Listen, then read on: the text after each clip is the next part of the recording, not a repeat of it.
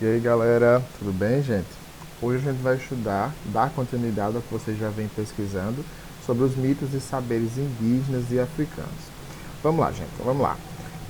Nas últimas aulas, a gente viu as origens dos seres humanos na Terra, conhecemos algumas teorias científicas que comprovam a existência das sociedades humanas há milhares e milhares de anos. Sendo isso, vamos entender basicamente o que eu pedi para vocês pesquisarem é o que seria a mitologia, o que seriam os mitos. Os mitos, como vocês já devem ter estudado em filosofia, são narrativas fantásticas, narrativas históricas, que envolvem animais, plantas e até mesmo objetos que ganham vida na tentação, desculpa, na tentativa de explicar situações que não eram compreendidas pelos homens, certo? Então, hoje a gente vai entender de onde vieram esses mitos, né? Que antes de qualquer coisa a gente tem que entender que os mitos eles vieram antes da ciência e que mito e religião eles tentavam buscar respostas para os principais acontecimentos que não havia um conhecimento na época dos povos antigos. E de onde vem, professor, todos esses mitos, certo? Os conceitos de mito ele é abrangente a partir de várias culturas. Em que sentido? A gente tem que entender os mitos a partir de um conjunto de vivências, principalmente de elementos culturais da Europa, certo? E da África. Então é nessa vertente de entender como esses elementos culturais europeus e africanos chegaram, né, ao nosso continente, principalmente quando eles têm influência de matrizes africanas e matrizes indígenas, certo? E são essas matrizes indígenas, né, que eu quero que vocês entendam que basicamente do que nós vamos falar. Em que sentido?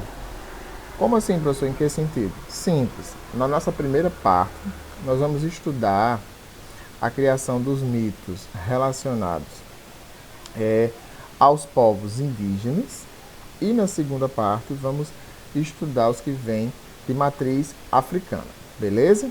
Então vamos lá. Com relação aos povos indígenas, no Brasil hoje a gente sabe que existem várias centenas de povos indígenas, que cada qual possui sua cultura e tramita oralmente, passando de geração em geração, ou seja, de forma hereditária, de pai para mãe, de mãe para filho e por aí vai. E que essa hereditariedade ela vai representar uma cosmologia de valores. O que seria essa cosmologia? Cosmologia seria o quê? Cosmologia seria o quê? Um ramo da astronomia que vai tentar explicar os mitos da criação. E através da cosmologia do Alto Xinguaná, certo? Que vai explicar como as entidades vai explicar as entidades que tentam a organização do universo. Em que sentido? A gente sabe que nas religiões, por exemplo, na religião católica, as pessoas creem que Deus criou o céu e o universo, certo? Para a cultura do indígena, isso não existe. Para eles, o Alto Xinguaná é quem vai organizar o universo e vai dar vida a eles, vai formar os seres humanos e vai retirar o homem a partir de madeira, ou seja, uma madeira da época. Professor, então eles acreditam que os homens vieram a partir da formação da madeira? Exatamente. Em que sentido? Ele vai, no caso esse Deus aqui, ele vai talhar uma pequena, o homem vai talhar o homem em uma madeira, certo? Em um pequizeiro e vai através de uma fumaça soprar, vão ser criadas os primeiros homens e as primeiras mulheres. Mas, professor, qual é a lógica disso? Para a nossa cultura, detalhe, gente, ó, vamos tentar entender uma coisa. Nós não podemos entender a cultura africana de modo preconceituoso. O que é que isso significa? Significa dizer que eles creem nisso, mesmo que a gente não acredite, a gente tem que respeitar. Então, se essa cultura aqui, a cosmologia do Alto Xinguana, não tem lógica para a gente, tudo bem. Mas o que a gente está estudando aqui é como os indígenas acreditam nisso, beleza? Então, o que vai acontecer? O fracasso desse ritual, como o ser humano não conseguiu ser perfeito, né? Ele não conseguiu chegar à perfeição, certo? Então, esse ritual do Quarapa, ele vai tentar explicar, certo? Como o homem não ficou perfeito. Então, esse ritual, ele é uma espécie de agradecimento à cosmologia de Xiguaná, certo? Esse outro aqui, os povos Mavotsim, eles são povos de criação do Pacífico, certo? Que são outros povos que tentam explicar a partir dos mitos indígenas a criação de alguns sentimentos humanos, como a agressividade, a raiva, a mesma coisa do Curimatã, que ele vai distinguir a criação dos seres humanos a partir do contato com os colonizadores. É a partir do Camaiurá, desculpa, que a gente pode distinguir os marcos históricos. Em que sentido? Porque é a partir dele que os avós dos avós dos avós de muitas tribos indígenas começam a entender, começam a falar e fazer relatos sobre a origem dos povos africanos a partir do contato que ele vai ter com o povo europeu. Beleza? Com relação à mitologia dos povos africanos, a gente tem que entender duas coisas. A primeira delas, a África, como eu já falei lá atrás, nas nossas aulas de pré-história, ela é considerada o berço da humanidade. Ou seja, nós viemos dos povos africanos. Não estamos falando aqui de questão de cor de pele. Isso é uma questão mais lá na frente. Mas os primeiros agrupamentos humanos aconteceram lá na África, como eu já falei. Certo? E as mitologias africanas, elas acabam chegando ao Brasil com a chegada dos escravos no século XVI, ou seja, os escravos africanos, apesar de possuírem várias culturas milenares, culturas diferenciadas que se arrastaram durante muitos anos, eles vão chegar no Brasil apenas no século XVI. O que eu quero saber, professor? O que eu tenho que saber de interessante com relação à mitologia dos povos africanos? Essas bases aqui. As religiões de matrizes afro-brasileiras, elas vão ser extremamente importantes, porque elas vão formar diferentes momentos da variação dessas mitologias criadas aqui. Em que sentido? Como eles praticavam o sincretismo religioso, ou seja, eles reuniam várias doutrinas para formar uma única doutrina, certo? Como eles formavam várias doutrinas religiosas, eles vão possuir várias imagens de santos católicos para poder associar às suas culturas. Por que, professor? Lembre-se, gente, eles chegaram aqui como escravos. Então, quando eles chegaram aqui, a religião que existia era só o catolicismo, ou seja, só a igreja católica predominava. Então, naquela época, eles eram obrigados a seguir o catolicismo. Como muitos fingiam que aceitavam a religião católica, eles substituíam muitos santos católicos, eles faziam adoração àqueles santos católicos, mas não fazendo adoração àquele santo, e sim aos seus orixás. O que significa os orixás? Os orixás seria basicamente os santos africanos, que aqui a gente tem Nossa Senhora, por exemplo, Nossa Senhora Aparecida, Nossa Senhora da Penha, Santa Luzia, Santa Helena, coisas desse tipo. E no final das contas, todos esses santos, eles têm todos esses santos católicos, eles fazem referência a alguma coisa. Por exemplo, Santa Luzia é a Santa da Visão, né? Santo Antônio, Santo Casamenteiro. No caso dos mitos e dos orixás africanos, isso vai fazer apologia direto às forças da natureza, ou seja, como a gente está vendo aqui, isso vai fazer direto apologia às forças da natureza. Mas por que, professor? Porque era uma crença deles. Era uma crença deles e a gente não pode discriminar, mesmo que a gente não acredite. Beleza? Quando a gente fala nos saberes de cada um desses povos, a gente tem uma característica bem interessante. Por exemplo, os saberes dos povos indígenas. Antes da chegada dos europeus aqui, eles eram classificados como nativos originários. O que é que isso significa? Nativos originários ou povos nativos, povos originários e nativos. Significa que eles receberam essa denominação conforme a teoria científica. O que é que isso significa? Que antes da chegada dos homens europeus aqui no Brasil, aqui na América em si, era Eles eram os únicos povos que aqui habitavam, por isso costumamos dizer que eram povos originários do próprio território americano e nativos, porque eram nascidos, criados e que conviviam aqui. Atualmente, a gente tem várias teorias para tentar explicar essa questão do povoamento dos índios hoje aqui no Brasil. Em que sentido, professor? Simples. Os povos indígenas, eles vão sofrer várias intervenções aqui no território brasileiro. Por quê? Porque são essas intervenções que vão fazer com que muitos desses povos desapareçam e, consequentemente, eles sejam dizimados pelos europeus, certo?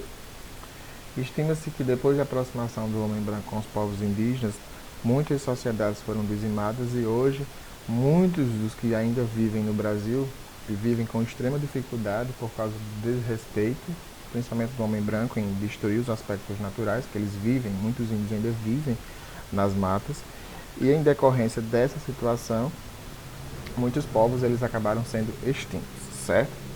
Um aspecto interessante é com relação às transformações da natureza em paisagem, que eu quero que vocês entendam com relação à mitologia dos povos indígenas, certo? Em que sentido? Muitos desses povos, eles acabavam vivendo, desculpa o barulho externo, gente, não é culpa minha, eles acabavam vivendo da agricultura de subsistência, da caça e das pescas, certo? Em que sentido isso é interessante? Porque eles não conheciam, assim como os povos pré-colombianos, os maias, os astecas e os incas, como vocês vão ver nos próximos anos, eles não viviam da comercialização, da troca de cunhagem e ouro, certo? Então eles vão viver apenas da caça, da pesca e da agricultura de subsistência. Detalhe, eles caçavam, pescavam, plantavam e colhiam para sobreviver. Eles não transformavam isso numa atividade lucrativa, certo? Uma parte interessante com relação à cosmologia dos valores, né? Cosmologia no sentido de cosmologia dos valores da cultura indígena, é que eles faziam tudo isso dentro de uma cadeia natureza e equilíbrio. Em que sentido? Diferentemente do homem, o índio ele sabia e ele conhecia todos os recursos minerais e naturais que a natureza dispõe. Por exemplo, ele sabia que se ele não plantasse, que ele precisasse daquela árvore para alguma coisa, para fazer sua choupana, canoas, arco e flecha, ele sabia que se não plantasse uma árvore no lugar, aquela árvore não iria renascer. Ele sabia que em determinado período do ano, se ele não parasse de pescar, os peixes entrariam em extinção, ou seja, eles não teriam o que comer. Então, tudo que os índios faziam eram baseados num equilíbrio, ou seja, eles não faziam aleatório como nós, homens, fazemos, na grande maioria das vezes, sem pensar nas consequências ambientais. Eles trabalhavam em cima da questão natural e da questão do equilíbrio, ok? Então, a pergunta que nos cabe refletir: os índios transformaram a natureza em paisagem? Não. Nós não podemos dizer que os índios transformaram a natureza em paisagem. Por quê? Porque eles viviam a partir da natureza. Eles não transformaram a natureza numa paisagem, eles não adaptaram a natureza às suas necessidades. Pelo contrário, eles se adaptaram à natureza. Eles fazem justamente o contrário do que o homem faz. Em que sentido? As pessoas diziam assim, existem muitas enchentes. Certo, existem muitas enchentes. Mas aqueles locais onde muitas vezes acontecem desmoronamentos, acontecem enchentes, ou então nascem pequenos galhos de árvores nas ruas que a gente mora, as raízes ultrapassam os asfaltos, tudo isso está relacionado aos aspectos que a natureza nos impõe. Ou seja, nós não aprendemos a conviver com os recursos naturais de forma natural. Nós tentamos contornar, mas nem sempre a natureza faz isso, certo? E por que, professor, que eles não alteraram essa natureza? Justamente por isso, em decorrência de tudo isso que eu falei, eles não alteraram o sentido da natureza, até porque quando a convivência com aqueles espaços se tornava insuportável, ou seja, se tornava incômodo, eles não tinham como sobreviver diante daquelas situações, eles acabavam migrando para outras regiões. Até porque muitos povos indígenas eles eram de origem nômade ou seminômade. O que seria isso? Migravam, o nômade, como a gente viu na pré-história, eles migravam de uma região para outra em busca de melhores condições de sobrevivência. Ou os seminômades, eles passavam a maior parte do tempo em um local e depois migravam em outra parte do tempo para outro local. Por isso que existem essas nomenclaturas de seminômade. Para que eles fossem nômades ou seminômades, eles tinham que ter moradias, né? Uma coisa interessante nas moradias é que muitas pessoas acham que as moradias indígenas se resumem às ocas, e não é assim que funciona. Em que aspecto? Todas as moradias indígenas elas vão variar de cultura para cultura. Em que sentido? Cada tribo tem seu estilo de moradia. Em que aspecto? Por exemplo, para que a moradia fosse em oca, ia variar em região para região. Os indígenas, gente, eles conhecem a natureza. Então eles sabem qual é a palha seca que fica mais úmida com a água, eles sabem qual é a palha que fica, que fica mais quente durante as altas insolações. E nem sempre os indígenas também moravam nessas ocas, nem sempre eles moravam em ocas, além de nem sempre dormirem em rede. Claro, as redes eles são de origem indígena, a gente sabe, mas existiam tribos que forravam com palhas específicas de matas da região e dormiam no chão de terra batido. Ou seja, quando a gente fala que a questão das moradias indígenas é importante, é relacionando essas duas, esses dois aspectos. E uma coisa basicamente similar ao que a gente já sabe é que as moradias deles estavam relacionadas a uma boa convivência familiar, certo? Como eu falei anteriormente, é só voltar aqui para os slides, que eu me perdi um pouquinho. Pronto. Como eu falei anteriormente, os indígenas eles foram altamente dizimados aqui no nosso território. Estima-se que antes da chegada dos europeus, existia de 2 a 4 milhões de indígenas, certo? E que existiam mais de 300 povos na época que eles moravam aqui, na época que eles viviam aqui antes da chegada do europeu. Com a chegada do homem branco e todo o processo de extinção, dizimação, contato com o europeu e tudo mais, atualmente existe no Brasil 240 povos de origem indígena e falando mais de 150 línguas diferentes. Ou seja, a gente não pode simplesmente sincronizar todo o povo indígena em uma coisa só.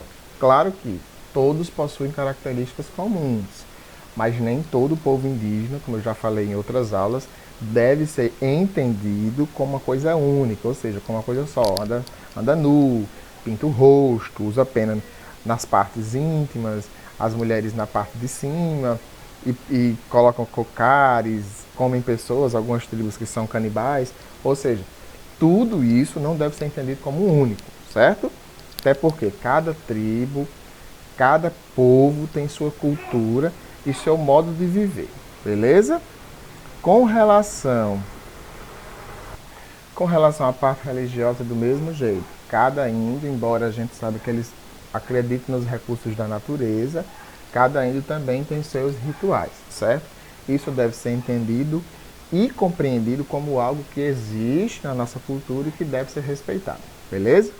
Com relação aos saberes dos povos africanos, como eu disse anteriormente, gente, os africanos, eles formam o berço da humanidade, certo? Há milhares e milhares de anos, certo? Porém, o que eu quero que vocês entendam, os africanos chegaram no Brasil no século XVI, isso também eu já comentei, e a partir da chegada deles, eles formaram uma cultura. Aí vem a pergunta, de onde vieram boa parte dos escravos, certo? De onde vieram boa parte dos escravos que habitavam a região aqui do Brasil. Na região da África Ocidental, mais precisamente no território de Yorubá, Dogon e Mali, haviam várias tribos africanas, certo? Essas áreas elas possuíam diversos povos de origem diversas e que guerreavam entre si. Os primeiros contatos que a gente sabe com relação à escravidão nessa região era dentro da própria África. Professor, eles mesmos se escravizavam? Sim, eles mesmos se escravizavam. A gente vai ver isso aqui no próximo slide com maior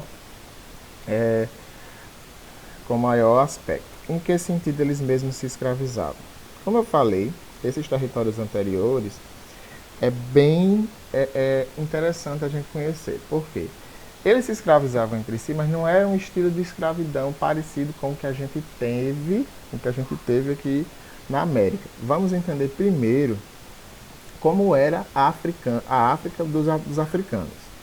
Primeira coisa, a África ela era dividida tradicionalmente em duas grandes regiões, certo? A África do Norte, que corresponde atualmente ao deserto do Saara, por isso chamamos de África subsaariana, certo? E a outra parte é chamamos de chamamos de África Ocidental. Acabei esquecendo de colocar aqui no slide, mas enfim, África Ocidental. É onde se desenvolveram vários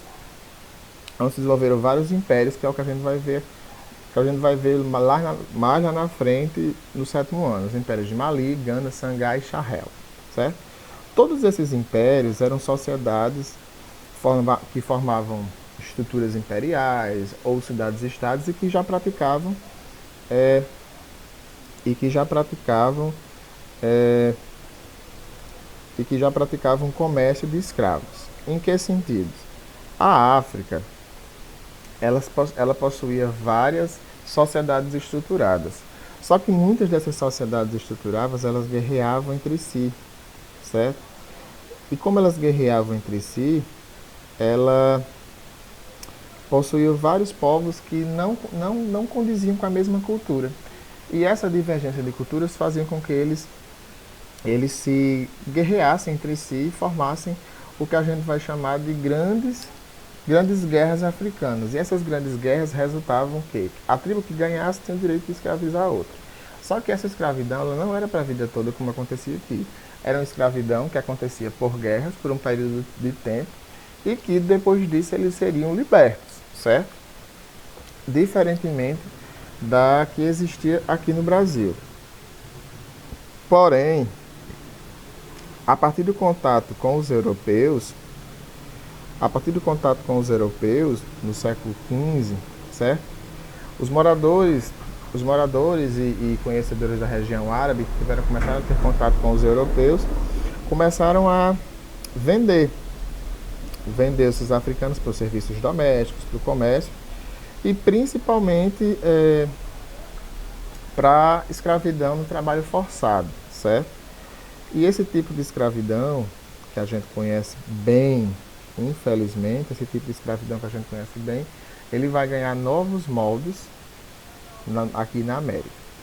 Em decorrência dessa situação, da existência da escravidão, de várias sociedades serem dizimadas e colonizadas por europeus, vão começar a existir os outros, que eram os famosos contadores de história. Geralmente eram pessoas mais velhas de várias tribos africanas que passavam para seus netos, que passavam para seus filhos, que passavam de geração em geração até que a gente entendesse como se formou isso, certo?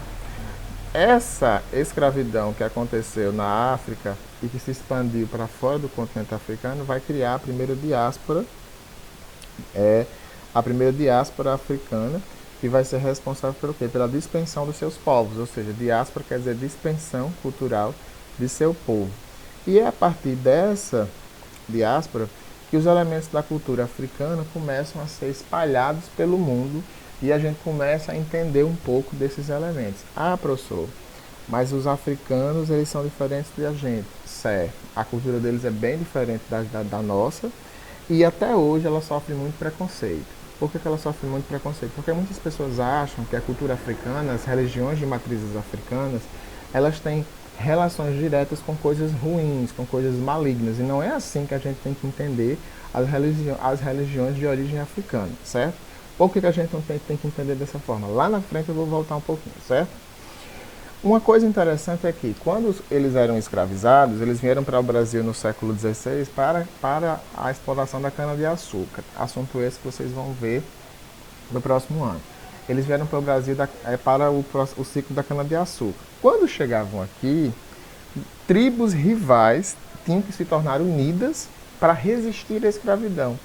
E o que facilitava a escravidão para os povos africanos? É que, como eles eram de tribos rivais e muitas dessas tribos falavam em línguas diferenciadas, a escravidão se tornava mais fácil. Por quê? Porque daqui que eles se unissem, começassem a se integrar na mesma língua, na mesma cultura, demorava um longo tempo. Então o europeu ele se aproveitava disso. E como ele se aproveitava disso, ele integrava todos os africanos numa mesma língua. Ou seja, não interessa se um fala iorubá e outro fala maliense. Você é escravo e acabou, você tem que falar a mesma língua e pronto. Chegavam aqui, eles recebiam um novo nome, eram jogados nas péssimas condições de vida, sua cultura, sua vida era totalmente desrespeitada enquanto ser humano, ele era tratado como um objeto que o que apenas influenciava era a sua força de trabalho, certo? E um ponto interessante disso também é que eles vieram para cá primordiariamente para trabalhar nos engenhos de cana-de-açúcar. Então, quando eles chegaram aqui, eles eram obrigados a se converter ao cristianismo, que era a religião oficial da época. Todos os escravos, independente de sua crença, eles eram obrigados a se converter ao cristianismo, que era a religião oficial da época. Muitos eram de origem ubandista e candomblecistas, ou seja, muitos desses africanos que vinham aqui, que eram obrigados a aceitar a conversão, eles eram de origem ubandista e candomblecista. Desculpa o barulho externo, gente, mesmo aqui no meu quarto o barulho é alto. Então, como mesmo eles sendo dessas duas religiões, eles eram obrigados a se converter ao cristianismo. Essas duas, a Ubanda e o Candomblé, com o tempo, com o final da escravidão, elas acabaram se tornando as duas principais religiões de origem africana, que, com a Constituição de 88, acabaram ganhando liberdade religiosa, que puderam se adorar não mais às escondidas, e sim da forma que toda e qualquer religião tem direito, certo?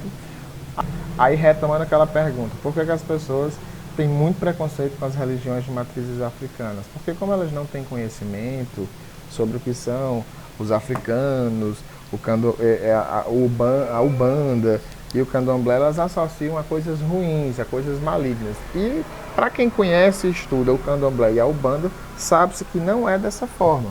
E nós, enquanto estudantes, a gente não pode ter preconceito com essas religiões. Você pode até não acreditar, você pode até não concordar, tudo bem. A gente não concorda, a gente não gosta, mas a gente tem que respeitar cada religião é cada religião, beleza? E todos esses sincretismos religiosos da África, eles eram transmitidos de forma oral. Como assim? Passados de geração em geração, as suas culturas, ou seja, cada elemento das suas culturas eram passados de um para outro. O Candomblé, por exemplo, é uma religião que ela representa alguns territórios da África. Que territórios são esses? Os territórios de Angola, de Zaire e de Moçambique, certo? Os Yorubás vai representar o quê? A religião da Nigéria, do Oimei, da Costa do Ouro. O Batuque, a Bacula, o culto dos Eguns, o Catimbó, Xangai e outras, eles representam outras regiões, certo? Do continente africano. Um ponto interessante com relação aos povos africanos é que, apesar de todo o processo de escravidão, apesar de tudo que eles passaram aqui, muitos negros aqui não aceitaram a escravidão de forma pacífica e resistiram bravamente. Muitos morreram, muitos foram açoitados, muitos ficaram deficientes, tiveram dificuldades para sobreviver durante esse processo de escravidão. E uma forma de resistência que a gente mais conhece são os quilombos, que são amontoados de negros. Quilombos são grandes territórios, locais que começaram a se formar nas altas montanhas, porque dificultava o trabalho da polícia para pegar os escravos fugidos, e que formavam grandes sociedades como uma forma de resistir à escravidão do homem branco naquela época, certo? Gente, eu espero que tenha ficado claro a explanação do assunto. Tentei ser o mais resumido possível, até porque na nossa videoaula a gente tem um limite X de tempo, certo? Procurem fazer essas atividades aqui, respondendo no caderno e no livro. Eu tentei tirar foto do meu livro, só que não dá certo porque meu livro tem respostas.